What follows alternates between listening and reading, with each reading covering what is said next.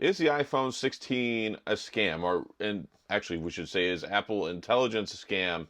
And it's interesting because if this were any other brand, this would not fly at all. Like zero, period, end of statement. What am I talking about? So the iPhone 16 came out, hopped on the scene, a couple of weeks ago, about a month ago, and Apple Intelligence is a big advertising feature. I mean, I've seen the commercials all over the internet, all over the TV. I see them when I'm watching football. I see them when I'm watching baseball. Like Apple Intelligence commercials everywhere, advertising these features that don't exist.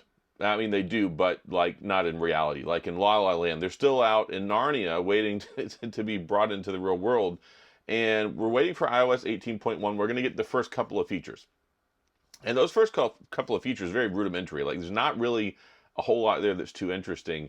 And we're going to supposed to get more in December if that comes in on time. And then we're supposed to get more next year. So basically everything that was advertised for Apple Intelligence, all these features you're seeing, everything they talked about during the developer conference and then the launch of the iPhone 16. Not even going to see all of that until we get to sometime, maybe around March, April timeframe, if everything lines up correctly. And I just really feel like that's really crappy. I mean, yeah, I think most people probably feel that. But what I really don't like is the way that Apple is so aggressively marketing this and it's not even available.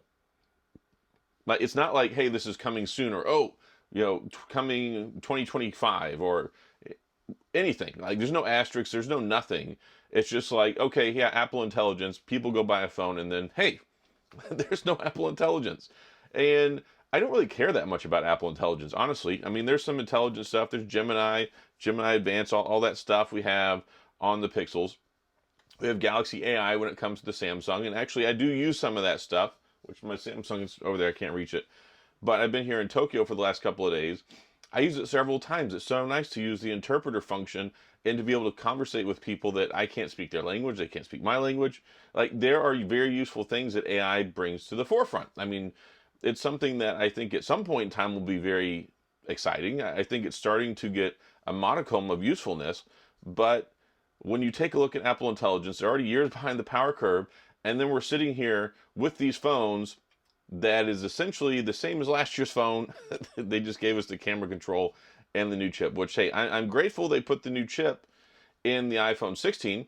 Like, it's cool that it has new A18 Bionic, but then it's also like they just launched the iPad mini with Apple Intelligence, which isn't here.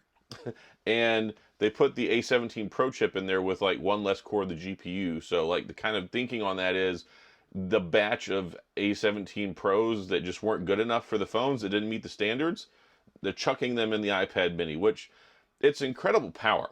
And when you take a look at the iPad mini and then you take a look at an A17 Pro, I mean, that's a really good chip.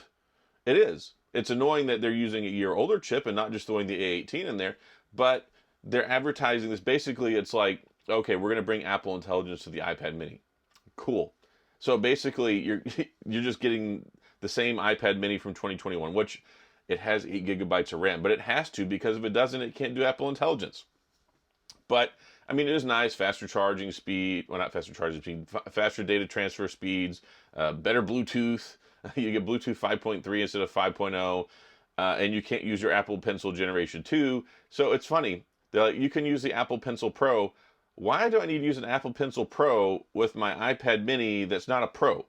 Like, why can't we just keep using the Apple Pencil 2?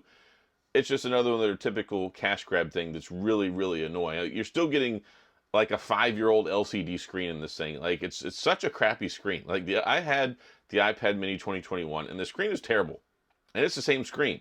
In 2024, almost 2025, they're just throwing a new chip in there, a little extra RAM, so they can say, oh, yeah, the Apple Intelligence iPad mini, which there's no Apple Intelligence yet. So it's like, buy all this stuff on the promise of what it can do. And it's so interesting and also frustrating at the same time, because if this were Samsung, they would have been crucified. If this was Google, they'd been like run out in the streets and people chasing them saying, you guys are liars, you guys suck, you're not giving us what you said you are.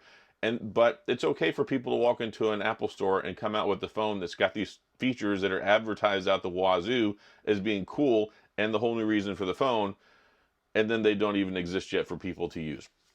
And there's a little bit of an equation to make here, right? Because look, this is the Pixel 9 Pro XL, and we expected it to come with Android 15. It was not advertised to come with Android 15, but Android 15 is a software update. It's a new version of the operating system. It's not part of the actual features of the phone. Like it's not a feature that was sold. Whenever they advertise the Pixel 9 Pro, they advertise the phone and the features, not hey, Android 15, this is a big selling point for the phone. It's just not. But Apple Intelligence actually was, and it is being marketed as a selling point heavily. It's basically the only reason to go out and get one of these phones. Unless you need an upgrade that's like 3 or 4 years old, then of course it's the logical purchase to make, and you may not want Apple Intelligence anyway. I know people who are like, I don't want Apple Intelligence, I'm just going to hang on to my other phone. And if you've got an iPhone 15, that makes sense because it's ridiculous that they would not do that. I mean, this is something they've been working on for years. And we've been talking about this since the dawn of time. Like, the iPhones don't have enough RAM. But then all the Apple sheep and all the Apple fanboys are like, oh, it doesn't need that much RAM. It runs so much better and so much more optimized. You know, they make their own hardware and their own software. It just doesn't have the same demands. You don't understand. You use an Android phone.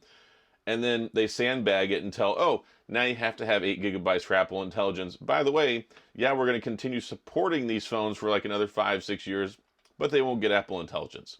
So then they try and force you to upgrade that way. Like, Apple's running out of they're running out of birds in their magic hat. They're running out of parlor tricks to try and get you to get their new phones, because you can hold up an iPhone 16 next to an iPhone 15, next to a 14, a 13, and basically all you do is chase the magical camera movements, because like, oh, they're this way, now they're this way, now they're this way. Just slight changes so you can't use the same case as the previous year, but basically they're unrecognizable. So Apple is the king of waiting until forever to give you the features that you ask for and then charging you more money for them because they've dragged it out for so long. And then people are like, oh, we're happy, they gave us what we wanted.